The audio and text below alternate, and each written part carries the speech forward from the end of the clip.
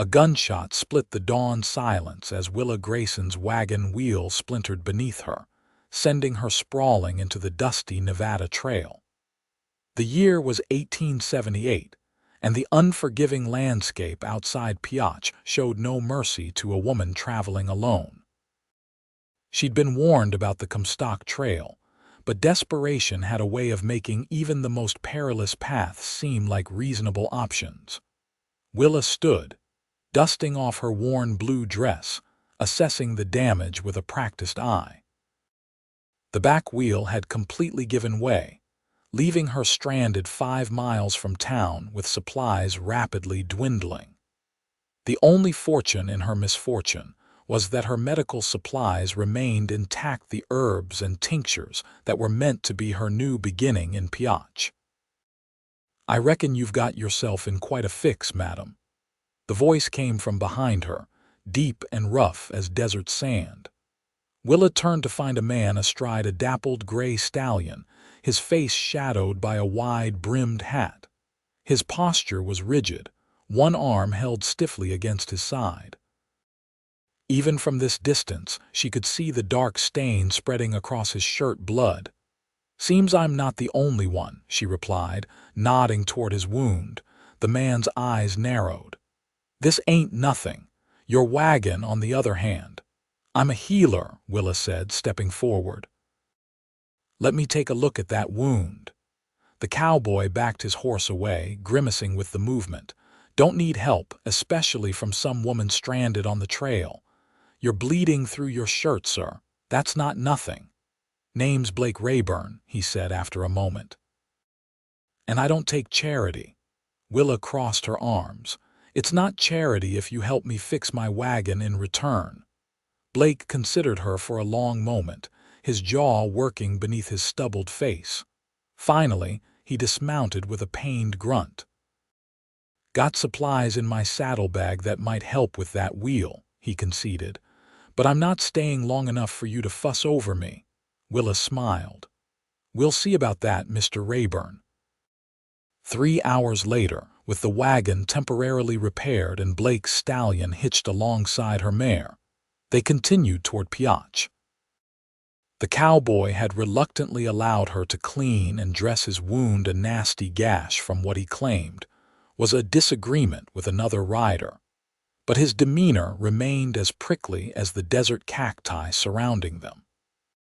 "You never did say what brings a woman like you to Pioche," Blake said, breaking their long silence. "A woman like me," Willa raised an eyebrow, "educated, proper speaking, hands too soft for frontier life." Willa's grip tightened on the reins. "These hands have delivered babies, set broken bones, and mixed medicine that saved more lives than your gun, I'd wager." Blake grunted.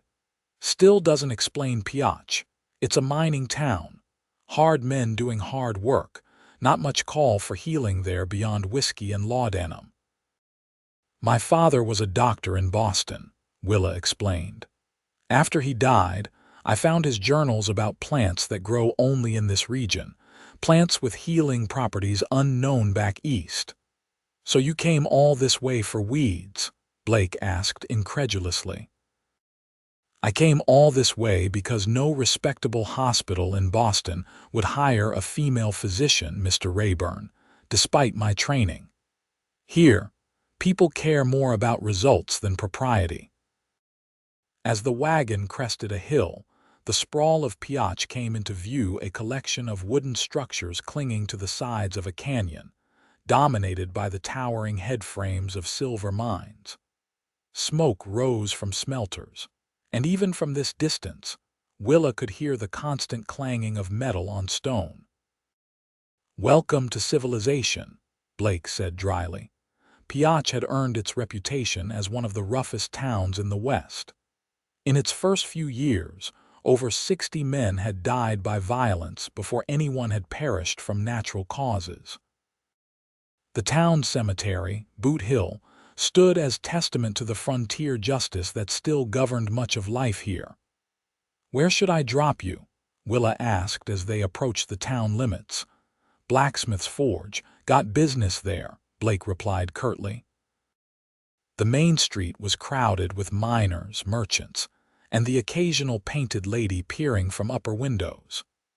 Willa navigated her wagon through the throng until they reached the blacksmith's, a large, open-sided structure where a burly man hammered glowing metal.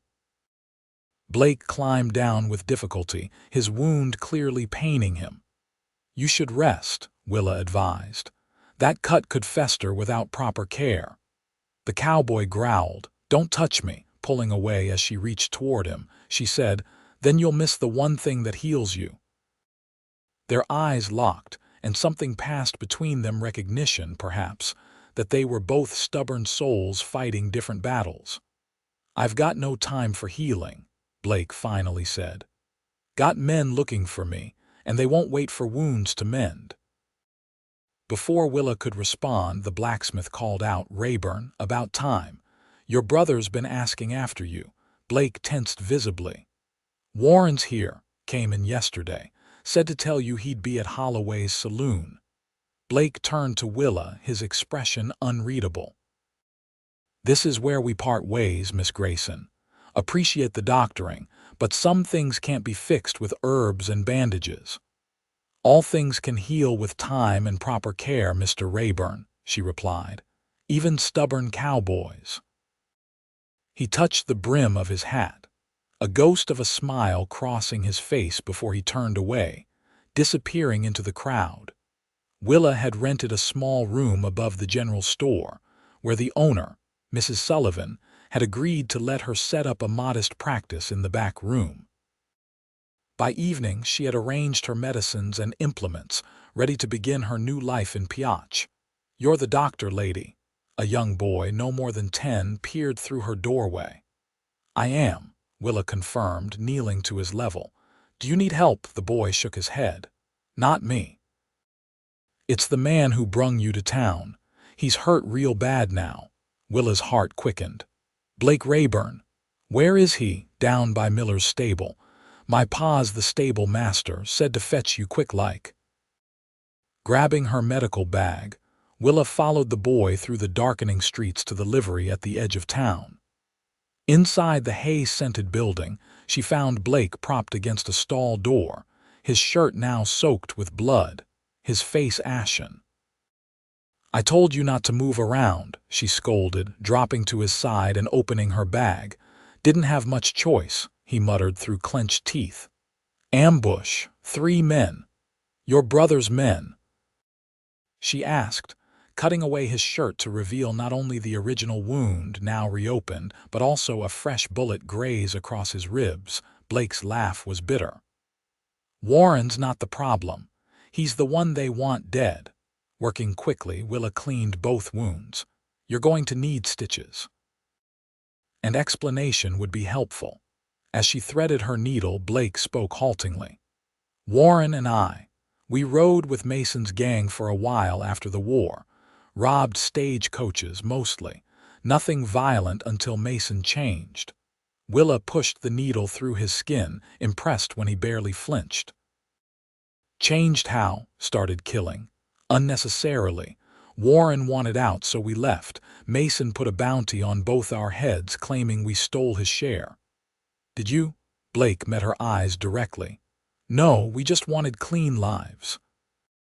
For the next hour, as Willa worked on his wounds, Blake told her more about his past, how he and Warren had lost their ranch in Texas during the war, how they'd drifted west seeking work, and how easy it had been to fall in with the wrong crowd when hunger and desperation took hold.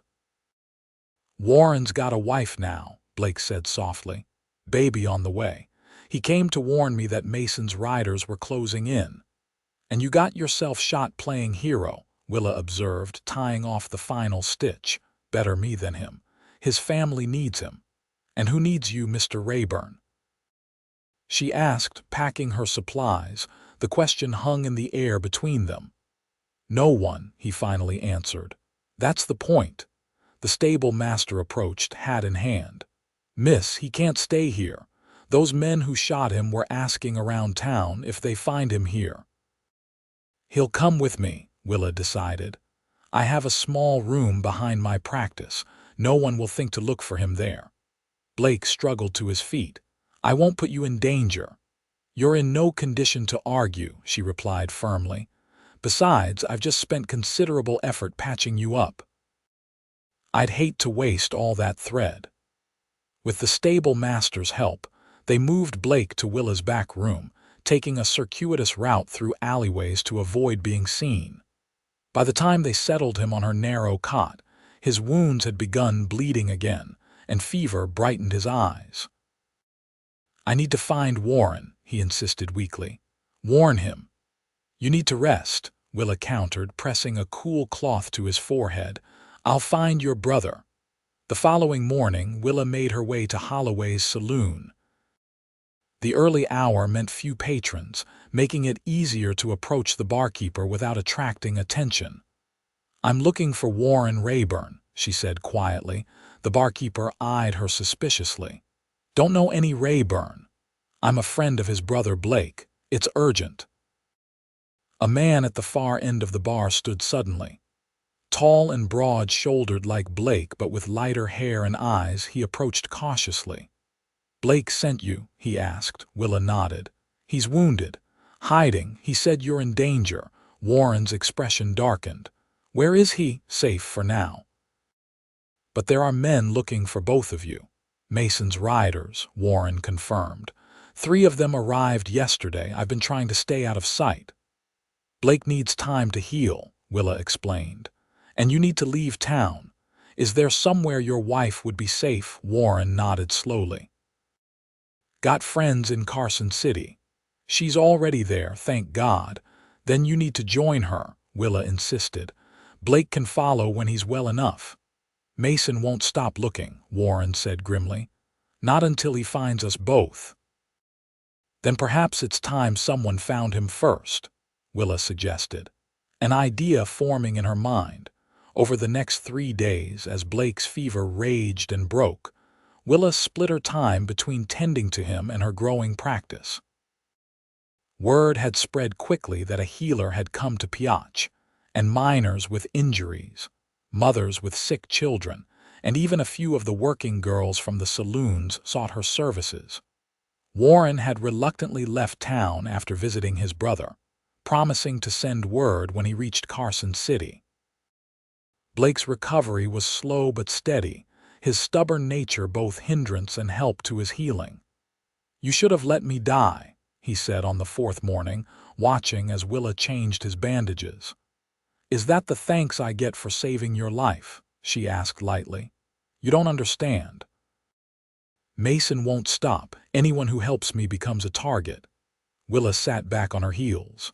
I understand perfectly well. I also understand that you've been running so long you've forgotten how to stand and fight.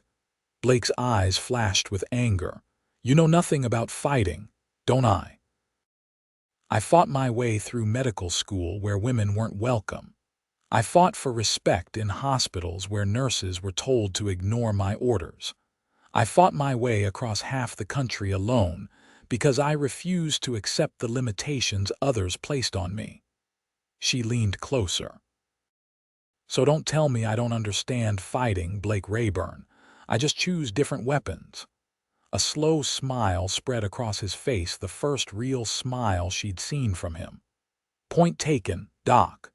That evening, as Willa prepared a stew from the vegetables Mrs. Sullivan had provided, Blake watched her from his cot. Why Pioche? He asked suddenly. There must be better places for a doctor. Willa stirred the pot thoughtfully. My father came west once years ago. He studied with a Paiute healer and wrote about plants that could fight infection better than anything we had back east. When the hospital in Boston refused to hire me, I decided to find those plants myself. And have you found these miracle plants? She nodded. Some.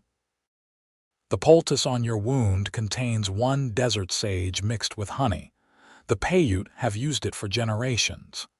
Seems to be working, Blake admitted. Never healed this clean before.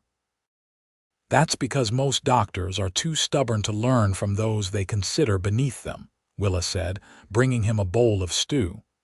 I've found that wisdom often comes from unexpected sources.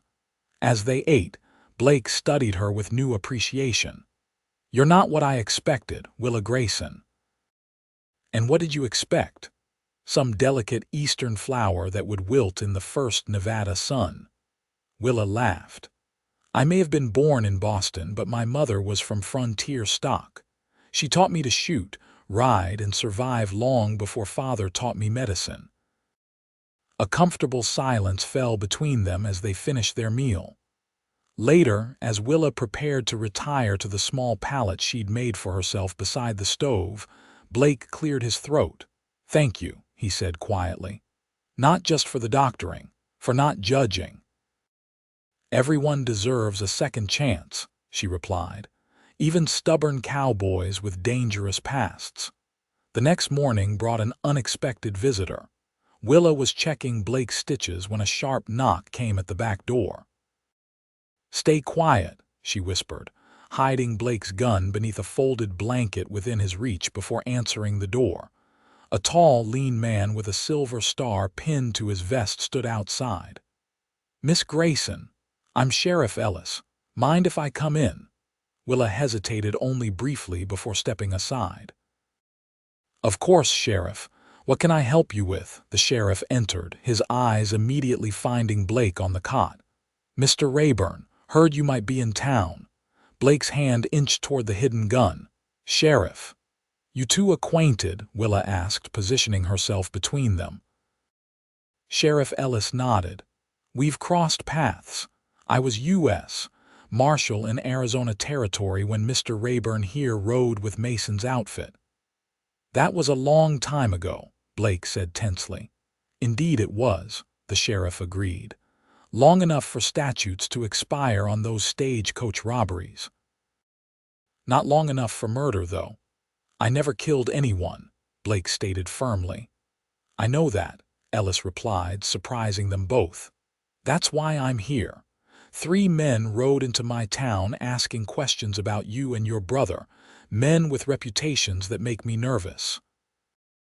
Willa exchanged glances with Blake. Mason's men. That's my guess, the sheriff confirmed. Word is Mason himself might not be far behind. He's wanted in 4 territories now. What do you want from me? Blake asked warily. Sheriff Ellis removed his hat. I want to end this. Mason's gang has terrorized too many towns. I'm proposing we work together. You want to use me as bait, Blake realized. I want to use your knowledge of how Mason thinks, the sheriff corrected. And yes, eventually we'll need to draw him out. But not until you're healed enough to handle yourself. He's not ready, Willa interjected. His wounds need at least another week. Then we have a week to plan, Ellis said simply. Meanwhile, I'll keep those 3 riders busy. They don't know I'm wise to them yet. After the sheriff left, Willa turned to Blake, concern evident in her expression. This is madness. You're in no condition to face armed men. It might be our only chance, Blake argued. Mason won't stop hunting us. At least this way we control when and where the confrontation happens. Willa repeated. This isn't my fight. Blake reached for her hand, surprising them both. It became your fight when you saved my life. I won't forget that, Willa. The touch of his calloused fingers against her sent an unexpected warmth through her body. She pulled away, flustered. You need rest, she said briskly. Doctor's orders. But that night, as she lay on her pallet listening to Blake's steady breathing, Willa acknowledged to herself that something had changed between them. This wounded, complicated man had somehow worked his way past her carefully constructed defenses. Over the next several days, Blake grew stronger. Sheriff Ellis visited regularly, bringing news and helping formulate a plan. Mason's 3 riders remained in town, growing increasingly impatient as they searched for Blake and Warren. Mason himself was spotted in Ely, Ellis reported on his 5th visit. He'll be here within days. Then we need to be ready sooner than expected, Blake said, standing without wincing for the first time in a week. The plan they devised was simple but risky. Word would be accidentally leaked that Blake was hiding at an abandoned mine shaft outside town. Sheriff Ellis would position deputies nearby, while Blake would wait inside, using the narrow entrance as a choke point to neutralize Mason's advantage in numbers. "I don't like this," Willa said that evening as she helped Blake check his revolvers. "Too many things could go wrong." "That's why you're staying here," Blake replied firmly. "This ends tomorrow one way or another." "I'm coming with you," she insisted. "You still need medical attention." "Absolutely not. I won't risk your life." "It's not your decision to make," Willa countered. "I've invested too much in keeping you alive to let you throw it away now." Their argument was interrupted by a crash as the front window of Willa's practice shattered. A rock wrapped in paper landed among the broken glass. Blake was on his feet instantly, gun drawn. "Get down." Willa crouched beside him as he cautiously retrieved the rock and unwrapped the note. "We have your brother," he read aloud, his face draining of color. "Come to Callaway Mine alone or he dies at dawn." "Warren's in Carson City," Willa said. "He can't be. He never made it," Blake realized. "They must have caught him on the trail." "This changes everything," Willa said. "We need to tell the sheriff." Blake shook his head. "No time. The mine is 6 miles out. I need to leave now if I'm going to get there before dawn." "It's obviously a trap, I know that," Blake snapped. "But it's my brother. I can't abandon him." Willa saw the determination in his eyes and knew arguing was futile. "Then I'm coming with you." "Willa, I can help," she insisted. "I'm a good shot, and if either of you is wounded, you'll need me." Blake looked like he wanted to argue further, but the urgency of the situation won out.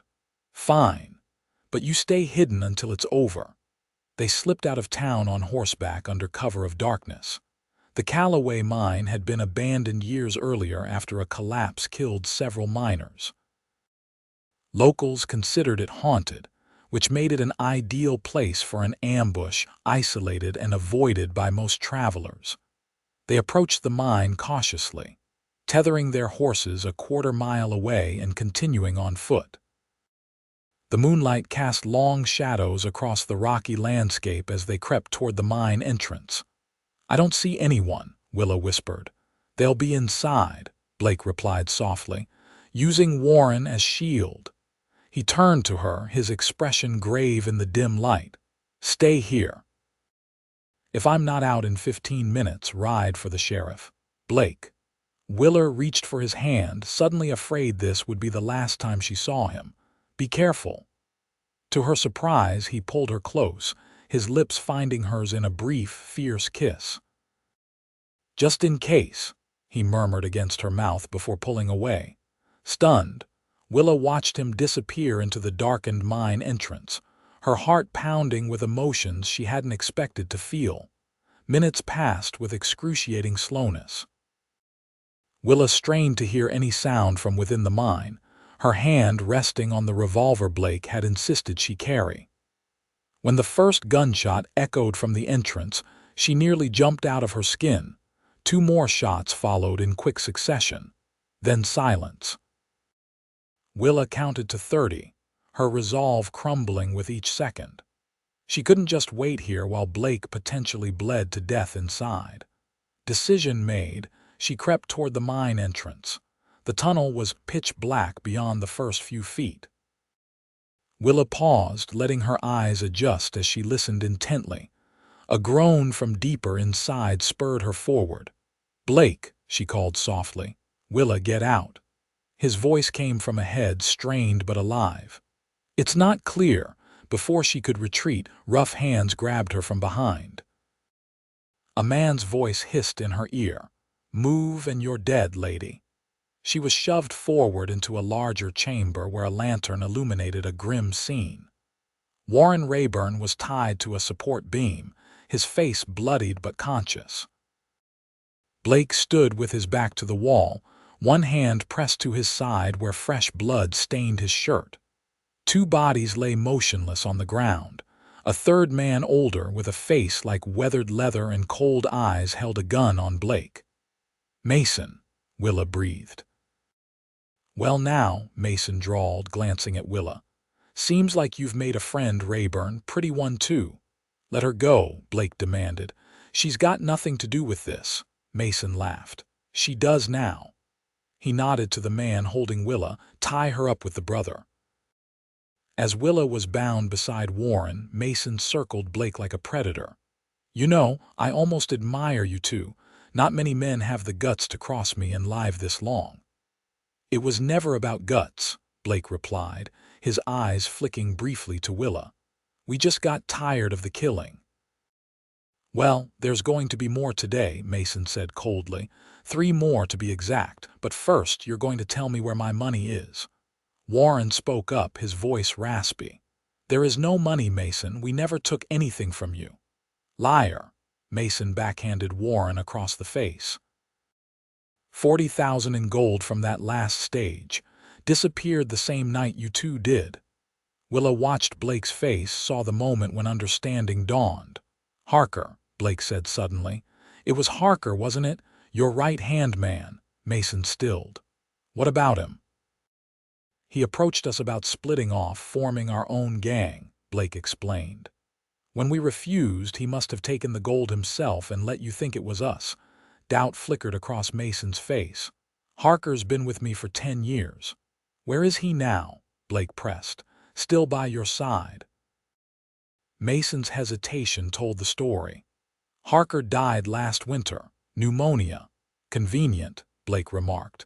"Let me guess, no gold was ever found among his possessions." The outlaw's expression darkened with rage and uncertainty. "Doesn't matter now. You still betrayed me, left the gang. That demands payment." "Then take it from me," Blake said firmly. "Let my brother and the woman go. They haven't done anything to you."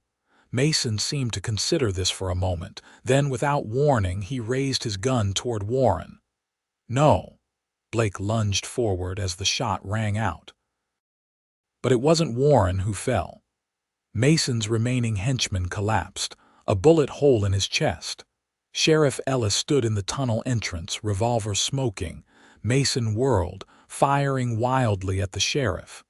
In that instant of distraction, Blake tackled him. They crashed to the ground, struggling for control of Mason's gun. Willa worked frantically at her bonds as the men fought. Sheriff Ellis moved to help, but was forced back by a bullet that grazed his arm.